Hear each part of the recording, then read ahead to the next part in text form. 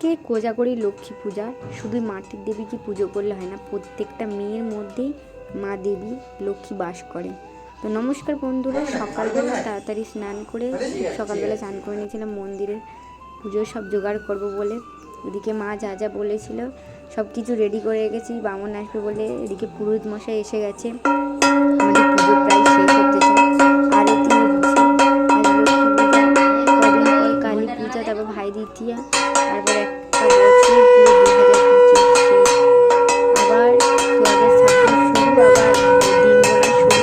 তবে মা দুর্গা আসবে, তারপর আবার সবাই আনন্দে মাতবে।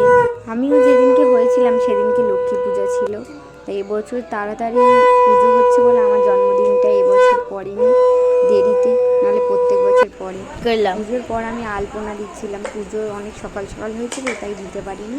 হাই বন্ধুরা, ঘরের সামনের আলপনা দিয়েছি, এটা আমাদের মন্দিরের সামনে আলপনা। টাটা বন্ধুরা।